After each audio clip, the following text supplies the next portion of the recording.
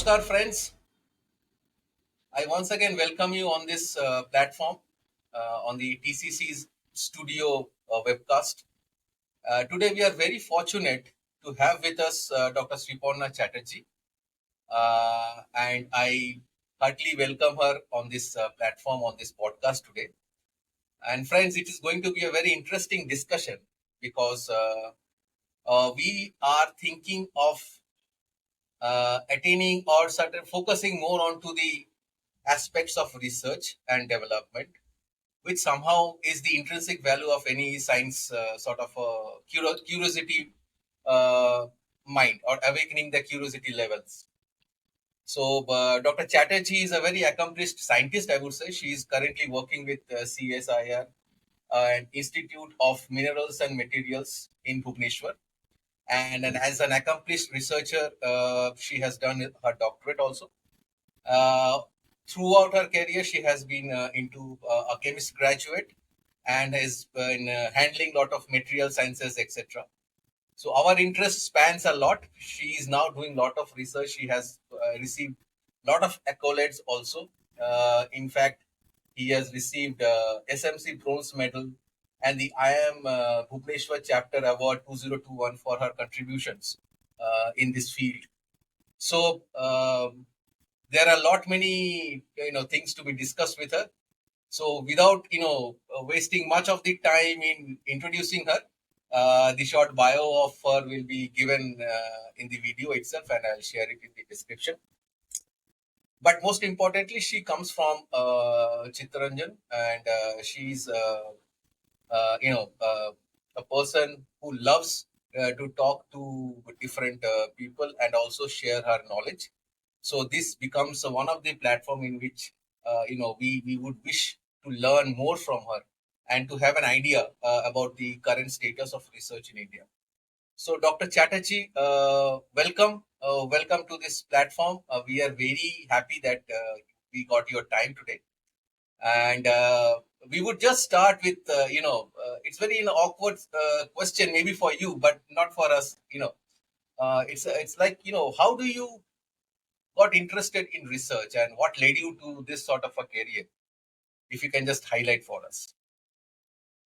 So thank you for you all first for inviting in me in this platform to share my viewpoint and maybe to tell my story, my journey. Thank you.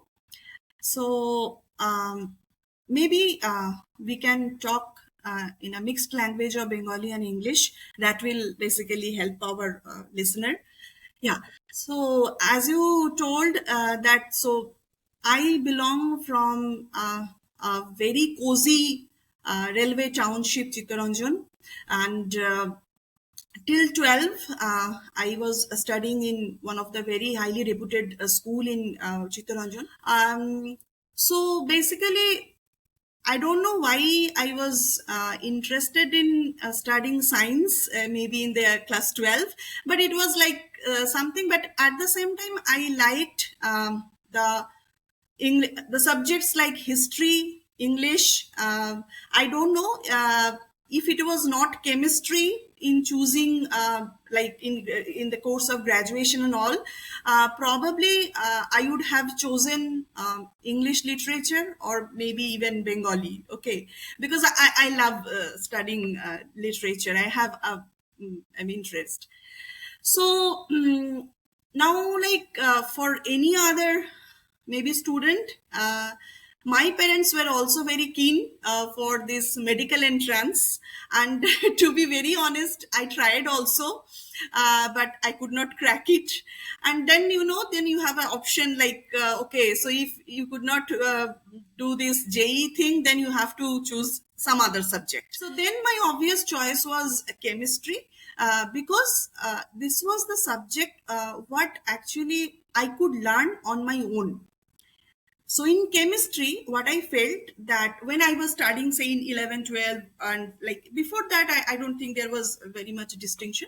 So during like 11, 12, I knew that, okay, so this subject, I don't need anyone's help.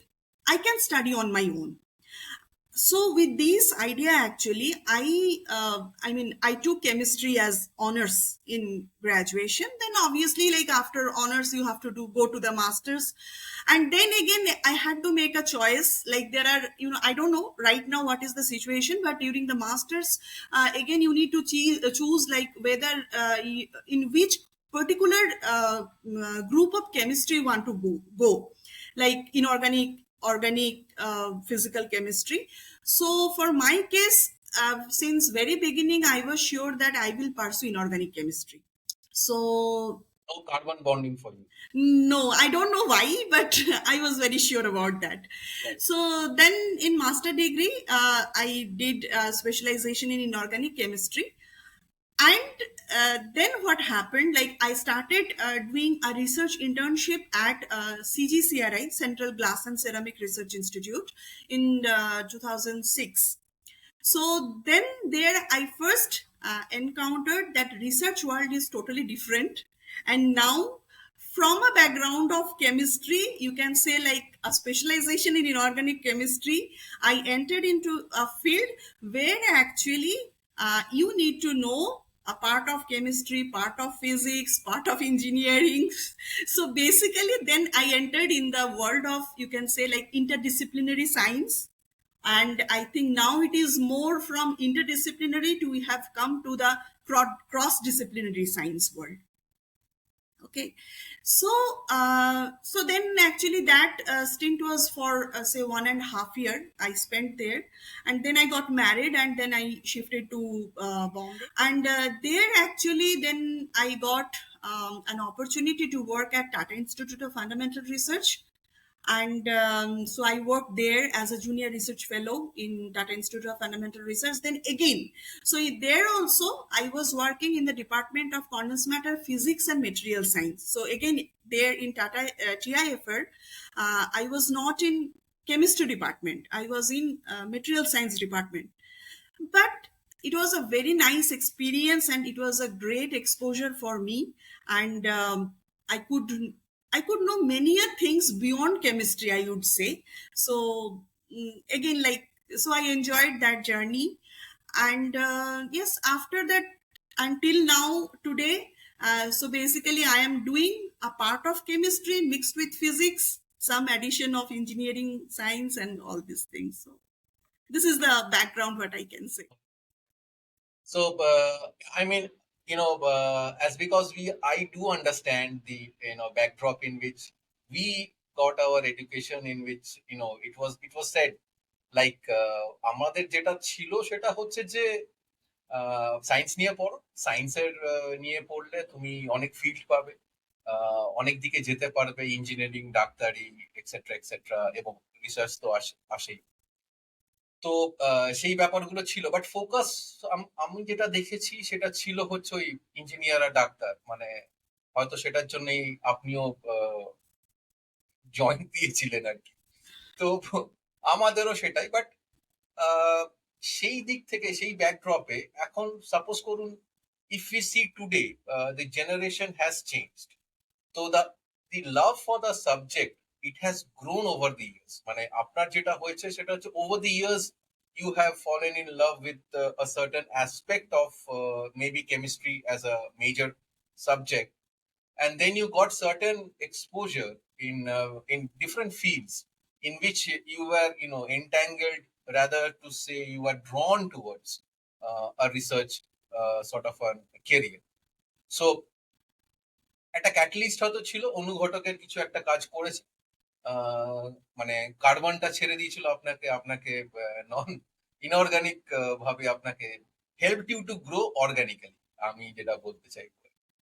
তো সেইখানে, এবং obviously কিন্তু এখন যেটা আপনি দেখছেন, মানে এখন যেটা ধরুন অ্যাজ আ সায়েন্স স্টুডেন্ট, আপনিও সায়েন্সের স্টুডেন্ট, আমরাও অনেকেই সায়েন্সের স্টুডেন্ট, আমার দর্শক বন্ধুরা অনেকে সায়েন্সের স্টুডেন্ট, একটা সাবজেক্টের প্রতি যে লেভেল অফ আন্ডারস্ট্যান্ডিংটা হওয়া উচিত, এবং সেটার সাথে আমি কি করে একটা রিসার্চ লাইনে যাব, এই যে দুটোর মধ্যে একটা, মানে কি বলবো, একটা মিশ্রণ আনার কথা, বা it has to be blended together. এই জেনারেশনটাকে আপনি এখন কি করে দেখছেন? আপনার এক্সপিরিয়েন্স কি বলছে এটার ব্যাপারে? আম, আমার দুটো ভিউ পয়েন্ট আছে। প্রথমত, একটা জিনিস আমার মনে হয়, আমি প্রথমে ভালো দিকটাতে যাচ্ছি। সেটা হচ্ছে, আমার মনে হয় আমাদের থেকে এখনকার জেনারেশন অনেক স্মার্ট। হয়তো সেটা এটার কারণেও হতে পারে দে আর ওয়েল ইকুইপড। কারণ এখন যেভাবে ইন্টারনেট আছে, অনেক কিছু সম্বন্ধে তারা জানতে পারে just by doing googling.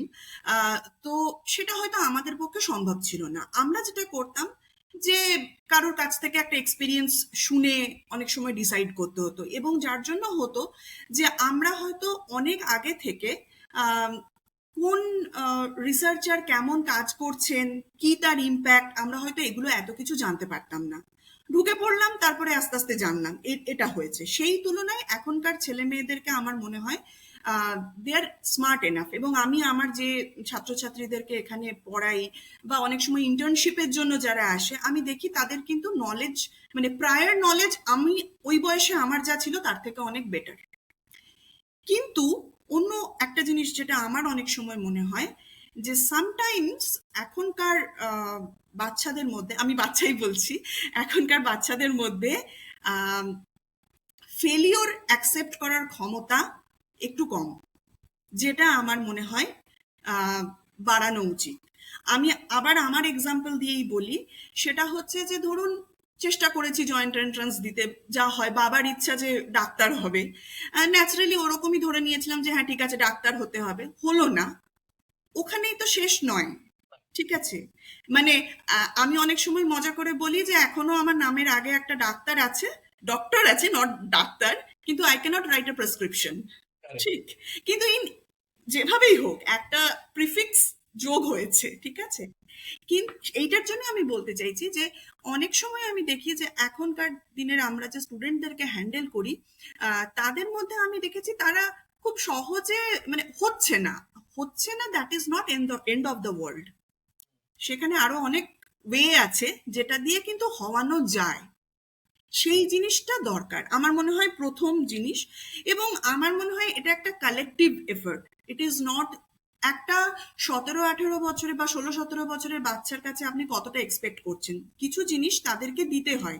So accordingly আমার মনে হয় এটা অভিভাবকদেরও একটা খুব গুরুত্বপূর্ণ ব্যাপার, তাদেরকে বোঝানো যে ঠিক আছে, তুমি হয়তো ডাক্তার হতে চেয়েছো, ইঞ্জিনিয়ার হতে চেয়েছো, ইমিডিয়েটলি পারলে না, কিন্তু মেবি হয়তো দেয়ার আর ওয়েজ যে যেখানেও তুমি জীবনে সফল হতে পারবে। অ্যান্ড মেবি ইন টার্ন তুমি হয়তো তাদের সাথেই কাজ করছো, অ্যাট পার মানে লেভেলে কাজ করছো।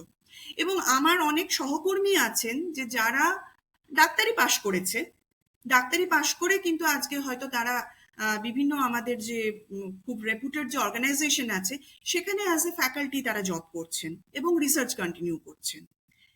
লাইকওয়াইজ আমার অনেক সহকর্মী আছেন যে যারা ধরুন এনআইটি, আইআইটি থেকে বিটেক করেছে, বা বা আরো অনেক আমরা জানি, তারা আবার বৃহত্তর ক্ষেত্রে তারা পিএইচডি করেছে।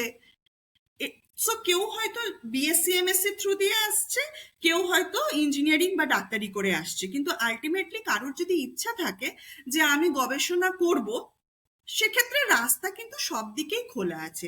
যেটা দরকার সেটা হচ্ছে টেনাসিটি, যে হ্যাঁ আমি এটা করতে চাই কি চাই না। আমার মনে হয় এটা একটা খুব বড় ব্যাপার। এটা খুব ইম্পর্টেন্ট পয়েন্ট, মানে এটা যেটা আমরা, আপনি যেটা বললেন আর কি, মানে প্রথম কথা হচ্ছে আজকালকার জেনারেশন একটা হচ্ছে যে আহ, ধৈর্য বা পেশেন্স কমে গেছে, অনেক কমে গেছে। যেটা তো আমাদের সময় ছিল। মেবি বিকজ সবকিছু খুব ইজিলি অ্যাভেলেবল, সেটার জন্য হয়তো হতে পারে। কারণ আমাদের সময় everything was not very easily available, like সবকিছুর জন্য একটু এক্সট্রা এফর্ট লাগতো। But we never felt because we never knew it existed. সেই জন্য we never felt the urge of it. But এখন বিকজ দি অফ গ্লোবালাইজেশন, সবকিছু information এত সব জায়গায় অ্যাভেলেবল, যে everything people know and they also aspire to be a part of that Ivy League. তো সেটা যত তাড়াতাড়ি তারা পৌঁছানোর চেষ্টা করে আর কি। তো সেটার জন্য maybe I won't say the term shortcut, but in a shorter way they try to achieve that. So and that is the epitome of being sort of having less of a patience. তো that is the thing, সবকিছু আর কি 2 minutes noodles টাইপের আর কি, turn around time has to be very. তো এই অ্যাসপেক্টে আপনার কি মনে হয়, এই যে একটা রিসার্চের সাথে আপনি জড়িত বা রিসার্চ ফিল্ডে আপনি আছেন, এখানে তো ইট ইজ নাথিং কল্ড, আমি অ্যাজ আ লেম্যান বলছি আর কি, is nothing called a syllabus, মানে সো কল্ড সিলেবাস, ইউনো।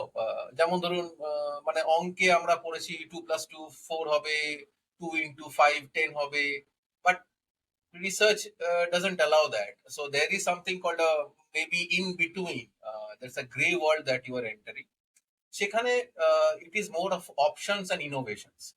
তো এই জায়গাটাতে দাঁড়িয়ে একজন ইয়াংস্টারকে, মানে আপনার কি মনে হয়, আপনি যে স্টুডেন্টদের পড়াচ্ছেন, বা এই যে জেনারেশনাল এফেক্ট যেটা, যেখানে একটা সময় আমাদের জেনারেশনের পেশেন্স ছিল, আমাদের আমাদের আগের জেনারেশনে আরো বেশি পেশেন্স লেভেল ছিল, পেশেন্স লেভেল আস্তে আস্তে ড্রপ করছে, নলেজ হয়তো অনেক বাড়ছে, নলেজ ডিসিপিশন অনেক বাড়ছে। তো এই পুরো ব্যাপারটাকে যদি একটা বাস্কেটে আনা হয়, তো সেইখানে we know it is maybe it is not a very attractive field right now, মানে you may just correct me। তো সেইখান থেকে আমরা কি কিভাবে এটাকে আরো অ্যাট্রাকটিভ করা যেতে পারে in terms like to the youngsters, সেটা সম্বন্ধে আপনার কি ধারণা, আপনি একটু যদি আমাদের বলেন on that। হ্যাঁ, এইটাতে আমার মনে হয় again like there are several factors. প্রথমত হচ্ছে যে মেন্টারিং হচ্ছে খুব ইম্পর্টেন্ট, ঠিক আছে? আমি আপনি কি জানেন যে আপনার কাছে যে যারা আছে তাদের হয়তো একটু ধৈর্য কম, সেখানেই একজন এক্সপিরিয়েন্সড পার্সনের রোল যে তাদেরকে এনকারেজ করে যাওয়া যাতে তারা ট্র্যাক লুজ না করে, সেটা হচ্ছে অ্যাজ আ মেন্টার আমার রোল। এবং অনেক সময় এক্সপেরিমেন্ট তো ফেলিওর হয়, ওরা দুঃখ পায় যে আমি অনেক কিছু করছি, 1 মাস 2 মাস ধরে একটা কাজ করছি, অ্যান্ড ফাইনালি হয়তো এক্সপেরিমেন্টটা সাকসেসফুল হলো না। সেইখানেই অ্যাকচুয়ালি মেন্টারকে পিচিং করতে হয় যে ইটস ওকে, এই ফেলিওর থেকে তুমি কি নলেজ গেন করেছো, and how do you utilize that knowledge next সাকসেসের জন্য। এখানে একটা মেন্টারের রোল হয়ে যায়, কারণ একটা ছেলে বা মেয়ে যখন রিসার্চ করতে আসছে, সে অনেক ক্ষেত্রেই হয় তারা হস্টেলে থাকে, তখন তো আর বাবা মার সেই অভিভাবকত্বটা পায় না, তো সেই একটা জিনিস তখন একটা রোল প্লে করে। And at the same time যেটা আপনি আর একটা জিনিস বললেন, সেকেন্ড একটা আপনি জিনিস বলেছিলেন যে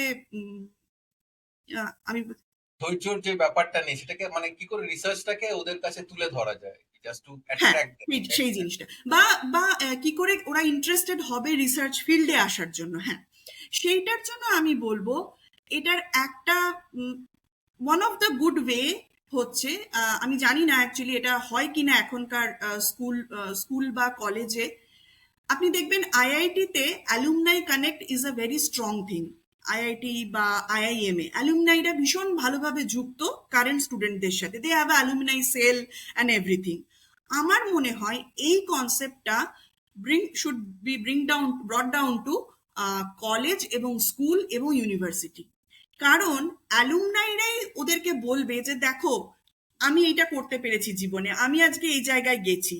সিইং সিনিয়র্স অ্যাকচুয়ালি ওটা কিন্তু খুব হেল্প করে যে আচ্ছা ঠিক আছে। বা আরো একটা জিনিস হয় যে আপনি যখন পড়াশোনা করছেন, আপনি তো যেটা খুব সহজ বাংলা আমরা বলি যে দুনিয়া দেখা, অত তো দেখেনি, কিন্তু যদি ধরুন কথা বলতে পারে, আলোচনা করতে পারে যে আমি আমি এটা করছি, এরপরে আমার কি সুযোগ আছে আমার সামনে, তো এই যে কানেকশনটা, আমার মনে হয় এই alumni connect is one of the very important thing, যেটা আমি খুব ভালো বলতে পারবো না, তবে আমার মনে হয় যে কিছু কিছু সময় যদি যারা প্রতিষ্ঠিত অ্যালুমনাই তাদেরকে যদি স্কুল বা কলেজ বা ইউনিভার্সিটিতে ডেকে নিয়ে আসা হয়, কিছু না, they should be very happy যে তারা তাদের আলমা ম্যাটারে গিয়ে একটু কথা বলছে, এবং সেইভাবে যদি একটা ইকোসিস্টেম তৈরি করে দেওয়া যায়, আমার মনে হয় এটা হেল্প করবে স্টুডেন্টদেরকে রিসার্চ ফিল্ডে আসতে। কারণ তবে ওরা জানতে পারবে যে what are the good things happening in research, what are the interesting things happening, and how they can also contribute. আর আরেকটা জিনিস যেটা আমি একটু বলছি, অ্যাকচুয়ালি এখন আমাদের প্রচুর ভালো ভালো ফেলোশিপ আছে, সেটা হয়তো সব স্টুডেন্টরা জানে না। হয়তো মনে হয় যে চাকরি করলে আমি ইমিডিয়েট হয়তো একটা মাইনে যেটা পাবো, ঠিক আছে, সিকিউরিটি যেটা আমরা ভাবি জীবনে, লাইফের সিকিউরিটি, ফাইন্যান্সিয়াল ইন্ডিপেন্ডেন্স, কিন্তু ফাইন্যান্সিয়াল ইন্ডিপেন্ডেন্স কিন্তু এখন রিসার্চ ফেলোশিপেও যথেষ্ট ভালো, মানে বেশ ভালো ফেলোশিপ পাওয়া যায়। সেটাকেও কিন্তু কাজে লাগানো যায়। এখন ন্যাচারালি আবার প্রশ্ন উঠবে যে আমি জানবো কি করে? সেই জানাটাই আমি বলতে চাইছি যে থ্রু অ্যালুমনাই কানেক্ট বা এগুলো দিয়ে করলে হয়তো স্টুডেন্টরা উপকৃত হবে। আচ্ছা, আরেকটা যেটা মেবি জাস্ট আমি এখানে বসেই হয়তো মানে আপনার সাথে কথা বলতে বলতে হঠাৎ করে অ্যালুমিনাই কানেক্ট তো হলো, বাট এই যে ধরুন এই যে সিএসআইআর এর যে কাজগুলো, এগুলো আহ, খুব একটা প্রচারিত নয় আর কি, মানে it is not very easily you know people know about, মানে ইনফ্যাক্ট ঠিক। আপনি যদি দেখেন এই যে আফটার দিস দি এরা দ্যাট উই আর ইনটু, মানে এই যে ডিআরডিওর যে কাজ বা হিন্দুস্তান অ্যারোনটিক্স এর কাজ, আমরা সবসময় এগুলো নেগেটিভই শুনে এসেছি আমাদের আমাদের ইনিশিয়াল কেরিয়ারের সময়, মানে it is more of a government funded research laboratories, মানে it's a typical government job, মানে 10টা 5টা গভর্নমেন্ট জব। বাট হয়তো সেই সময়টা তাদের একটা নেসেন্ট স্টেজে ছিল, they were you know developing technologies, we never knew they were lot of embargoes, যেখানে science they were not able to get access to various informations, সেগুলো ছিল না। বাট সেখান থেকে করতে করতে করতে করতে আজকে এই জায়গায় আমরা এসেছি, যখন we are saying like DRDO is providing us lot of sophisticated products because we are able to see the end result. কারণ মাঝখানের সময়টা যখন আপনারা অধ্যবসায় করছেন, অথবা আপনারা যখন actually you are meditating in terms of research, nobody takes care of that. এই ব্যাপারটাকে, এই জেস্টেশন পিরিয়ডটাকে যদি আমরা হাইলাইট করি, don't you think it will have a impact? I mean, if you are connecting to universities, if you are connecting to colleges and highlighting the work that you do, তো এটা কি একটা উপায় হতে পারে, মানে ইন টার্মস হ্যাঁ, like? অবশ্যই আপনি একদম ঠিক বলেছেন। অ্যাকচুয়ালি এই রিজনটার জন্যই একটা জিনিস শুধু বলে দিই, অ্যাকচুয়ালি ডিআরডিও, বিআরসি এবং যেগুলো ডিএ ইনস্টিটিউট, অনেক সময় ওরা কিছু স্ট্র্যাটেজিক কাজ করে যেগুলো জনসমক্ষে সবসময় আনা সম্ভব নয়, because of security reason and many other diplomatic reason. তো সেই জন্য আমি পুরো ওদের কথা আমি পুরো বলতে পারবো না, এবং আমাদেরও সিএসআইআর এরও যেটা হয় যে অনেক কাজ থাকে যে যেগুলো সব জিনিস আপনি আনতে পারবেন না। কিন্তু ক্লাসিফাই। হ্যাঁ, কিন্তু একটা মেজর পার্ট অফ রিসার্চ যেটা আনা সম্ভব সেগুলো কিন্তু এখন আনা হয় বিভিন্ন ধরনের ফেয়ার, এবং বিশেষ করে যেগুলো এমএচআরডি ইনস্টিটিউট, মানে ধরুন আমাদের এখন আইআইএসিআর হয়েছে বা আইআইটিস হয়েছে, তাদের প্রত্যেকের খুব বড় করে ওপেন হাউস বা ওপেন ডে প্রোগ্রাম হয়, এবং এটা মোটামুটি সব অর্গানাইজেশনে হয়, রিসার্চ অর্গানাইজেশন এবং একাডেমিক ইনস্টিটিউট। এবং সেখানে কিন্তু আমি ভুবনেশ্বরের কথা যদি বলি, আমি ভুবনেশ্বরে আছি যেহেতু, আমরা কিন্তু হিউজ সাকসেস দেখেছি। প্রচুর ছেলে মেয়ে আসে, তাদের প্রচুর কোয়েরি থাকে। আমাদের রিসার্চ স্কলারদেরও ভালো লাগে, ওরা এক্সপ্লেন করে ছোট ছোট বাচ্চাদেরকে, এবং মানে ডিফারেন্ট লেভেলে হয় অবশ্যই। তো সেটা কিন্তু চলছে, নলেজ ডিসেমিনেশন কিন্তু চলছে এখন। খুব স্বাভাবিকভাবেই আপনি বুঝতে পারছেন যে যে শহরগুলো হয়তো খুব, মানে আমি বলতে চাইছি কলকাতা, দিল্লি, ভুবনেশ্বর বা পুনে, ব্যাঙ্গালোর, এই জায়গা বা তার আশেপাশের ছেলেমেয়েরা হয়তো যতটা সুযোগ পাচ্ছে, হয়তো আমি আমার হোম টাউনের কথাই যদি ধরি, চিত্তরঞ্জন, সেখানকার ছেলেমেয়েরা সুযোগ পাচ্ছে না বিকজ অফ ডিস্টেন্স। ঠিক আছে? তো সেইটা হয়তো একটা উপায় হতে পারে। এগেন আমরা কাজে লাগাতে পারি আমাদের এই অনলাইন মিডিয়া বা সোশ্যাল মিডিয়া, এবং কোনোভাবে যদি সেইগুলোকে করা যায়।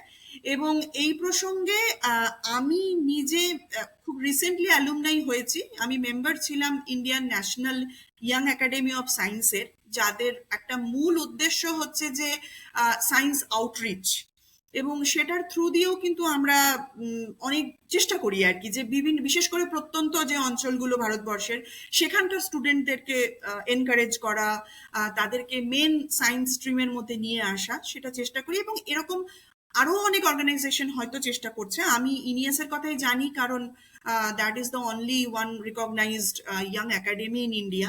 আমরা ইনসার পার্ট, ইন্ডিয়ান ন্যাশনাল সায়েন্স একাডেমির পার্ট। তো চেষ্টা চলছে। তবে হ্যাঁ, অনেক, ভারতবর্ষ তো আয়তনে অনেক বড়, সব জায়গাতে কত হয়তো এখনো পৌঁছানো যায়নি।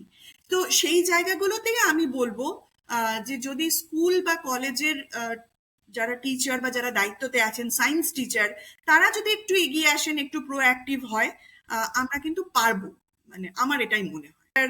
এবং বিশেষ করে যেগুলো এমএচআরডি ইনস্টিটিউট, মানে ধরুন আমাদের এখন আইআইএসিআর হয়েছে বা আইআইটিস হয়েছে, তাদের প্রত্যেকের খুব বড় করে ওপেন হাউস বা ওপেন ডে প্রোগ্রাম হয়, এবং এটা মোটামুটি সব অর্গানাইজেশনে হয়, রিসার্চ অর্গানাইজেশন এবং একাডেমিক ইনস্টিটিউট।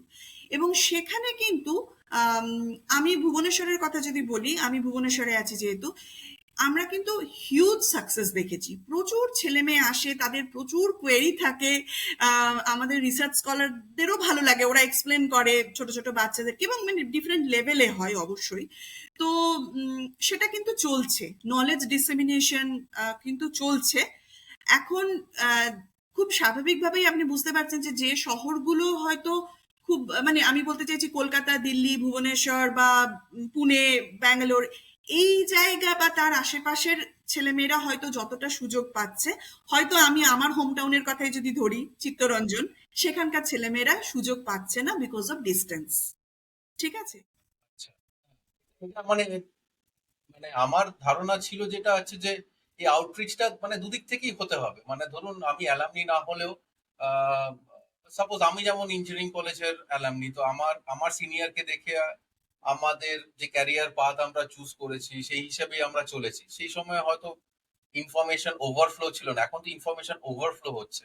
তো সেইখানে ফিল্টার করা কোনটা সঠিক, মানে ঠিক বেঠিকের মধ্যে একটা ঠিকঠাক নিজে, প্লাস হচ্ছে নিজেকে চেনা। মানে সব থেকে একদম। বড় জিনিস হচ্ছে নিজেকে চেনা। মানে আমরা হয়তো মানে একটা গতানুগতিক বিকজ অফ লেসার নোন ইনফরমেশনের জন্য আমরা এই জায়গায় পৌঁছেছি।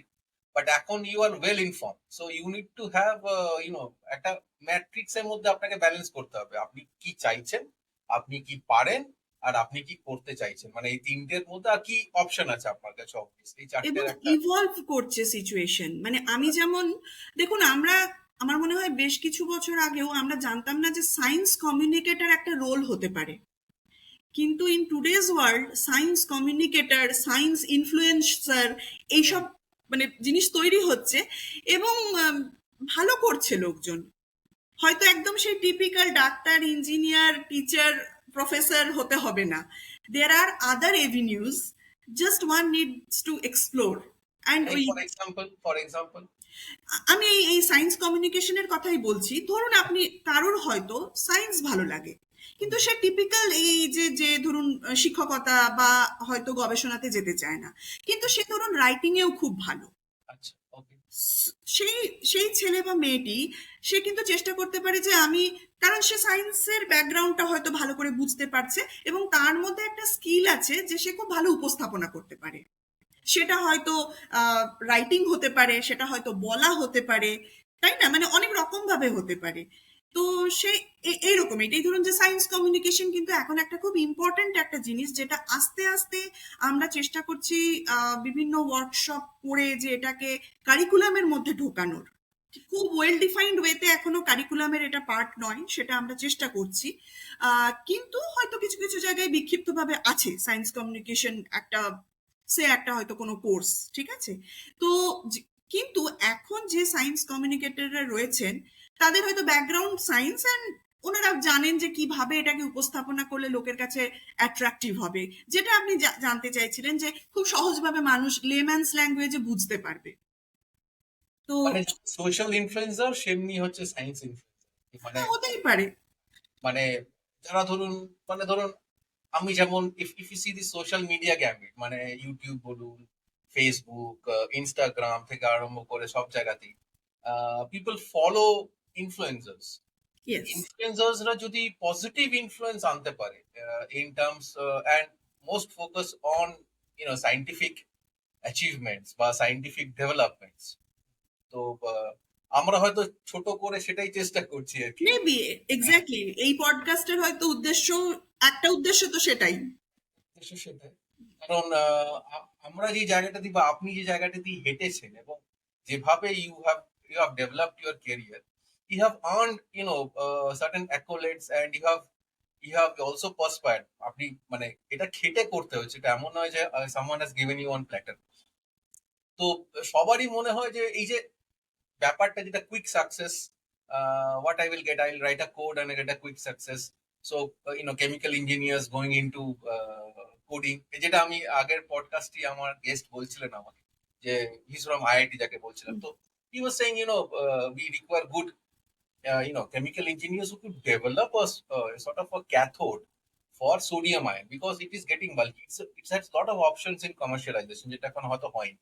So this is actually a research domain, a research field from which the patenting product will come up, or product development cycle আমরা যেতে পারবো, but মানে level of research has to be first done, otherwise এটা কিছু হয় না. যেমন ধরুন, if you are making developing your house also, বাড়ি বানানোর আগে তো বাড়িতে তো স্কেচ করতে হবে, ডিজাইন করতে হবে, মাপঝোপ করতে হবে, এবং that is the the way you design it, you think, innovate, and then you apply.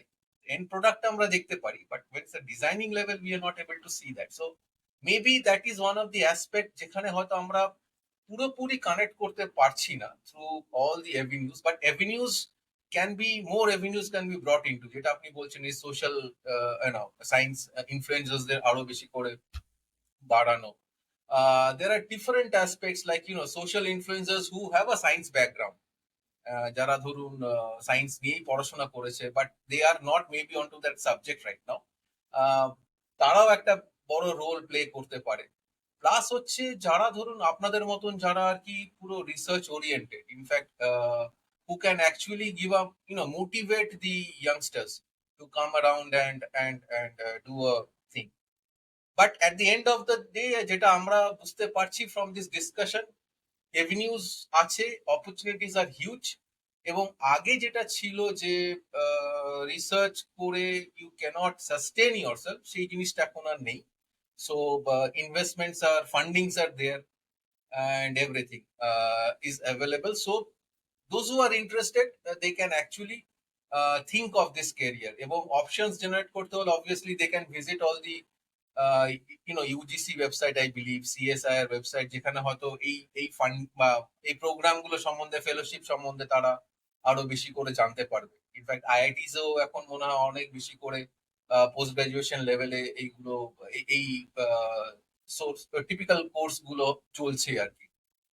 So এইটা নিয়ে একটা মানে ভাবনা চিন্তা আমরা করতে পারি, যেটা আপনাকে আমি বলবো maybe as a career path, যদি আমরা রিসার্চকে দেখতে চাই, তাহলে আমরা কিভাবে মানে পরবর্তী জেনারেশনকে কি করে মোটিভেট করতে পারি, এটা নিয়ে হয়তো আমরা একটা ছোট্ট এপিসোড করতে পারি, মানে ফ্রম ইয়োর আন্ডারস্ট্যান্ডিং. নিশ্চয়ই হ্যাঁ, তো নিশ্চয়ই শেষ এখানে করার আগে আমি আরেকটা হ্যাঁ কথা আমি অ্যাড করে দিচ্ছি আমাদের দর্শক বন্ধুদের জন্য। এই এপিসোডটা দেখার পর যদি আপনাদের কারোর কোনো প্রশ্ন থাকে কেরিয়ার গাইডেন্স সম্পর্কে, আমার মনে হয় আপনারা রিচ আউট করতে পারেন as a comment or what ever. আমি এবং আমার কাছে যদি ওই প্রশ্নগুলো আসে, আমি চেষ্টা করব আমার সাধ্যমতো হেল্প করার বা সাপোর্ট করার। শিওর. আচ্ছা, একটা জিনিস জাস্ট একটা ছোট্ট বিফোর উই লিভ টুডে, সেটা হচ্ছে যে আপনার কি মনে হয়, what is your feeling about the turning point in your life in terms of this career that you have taken?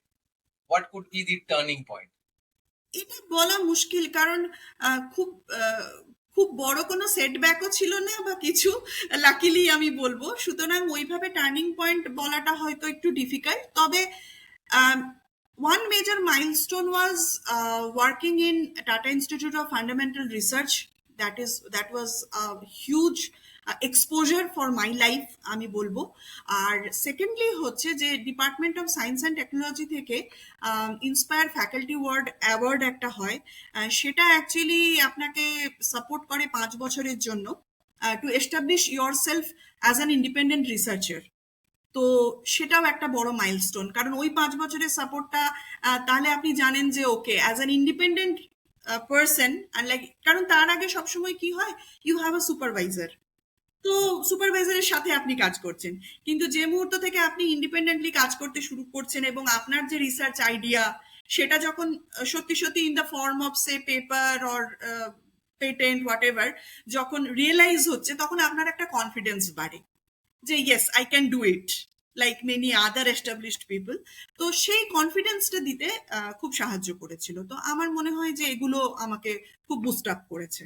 এটা বলা মুশকিল, কারণ খুব খুব বড় কোনো সেটব্যাকও ছিল না বা কিছু, লাকিলি আমি বলবো। সুতরাং ওইভাবে টার্নিং পয়েন্ট বলাটা হয়তো একটু ডিফিকাল্ট। তবে one major milestone was working in Tata Institute of Fundamental Research.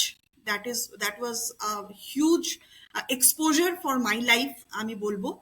R secondly হচ্ছে যে department of science and technology থেকে ইন্সপায়ার ফ্যাকাল্টি অ্যাওয়ার্ড একটা হয়। সেটা অ্যাকচুয়ালি আপনাকে সাপোর্ট করে 5 বছরের জন্য to establish your self as an independent researcher. তো সেটাও একটা বড় মাইলস্টোন, কারণ ওই 5 বছরের সাপোর্টটা তাহলে আপনি জানেন যে okay as an independent person, like, কারণ তার আগে সবসময় কি হয়, ইউ হ্যাভ আ সুপারভাইজার। তো সুপারভাইজারের সাথে আপনি কাজ করছেন, কিন্তু যে মুহূর্ত থেকে আপনি ইন্ডিপেন্ডেন্টলি কাজ করতে শুরু করছেন এবং আপনার যে রিসার্চ আইডিয়া সেটা যখন সত্যি সত্যি in the form of say paper or patent what ever যখন রিয়েলাইজ হচ্ছে, তখন আপনার একটা কনফিডেন্স বাড়ে যে yes I can do it like many other established people.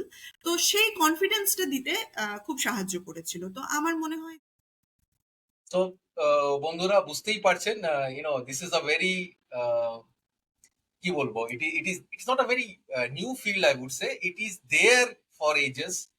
আমাদের যা সাইন্টিফিক ডেভেলপমেন্ট হয়েছে, it has been from more than, মানে সিভিলাইজেশন যবে থেকে চলছে তবে থেকে এই সায়েন্স ডেভেলপমেন্ট চলছে, তবে থেকে এই রিসার্চ চলছে, and we are into an era wherein we again require to invest more on researches on every field, like আমাদের পৃথিবীকে যদি বাঁচাতে হয় তার জন্য আমাদের রিসার্চ দরকার, আমাদের এনভায়রনমেন্টাল রিসার্চ দরকার, আমাদের মেটেরিয়াল রিসার্চ দরকার, because we need more environment friendly materials. We require batteries which we can produce in our own domain, which is cost effective, তার জন্য আমাদের নতুন ধরনের মেটেরিয়াল দরকার। অ্যান্ড এইটা নয় যেটা ডক্টর চ্যাটার্জি বললেন যে there is lot of funding which is coming. So if you have an idea and if you have a thirst for acquiring knowledge and to give back to society, এরকম যদি কোনো motivation থাকে, বা if you want to learn more, be a student and develop certain technologies which will help the mankind to march further, so research is your arena. But একটাই কথা যেটা doctor চ্যাটার্জিও বলছেন, patience. So you require to have patience because failure আছে। আর যেমন কেউ বলে থাকে যে do not take failure to your heart and do not take success to your head. So দুটোর মধ্যেখানে if you are able to make a balance, research is a career for you. So আমরা খুব তাড়াতাড়ি আরেকটা, we will return with a second sort of an episode with Dr. Chatterjee, where we will discuss focusing more onto the avenues and how to get this information about research in India. So please keep watching and subscribe this channel, and like, share and comment. And if you have any queries, please write down. We will be providing the emails. You can also comment on the channel itself, and we, on behalf, or we will, in discussion with Dr. Chatterjee, we will get back to you. So Dr. Chatterjee, thank you so much. আশা করি আবার খুব তাড়াতাড়ি দেখা হবে। Thank you so much. নিশ্চয়ই।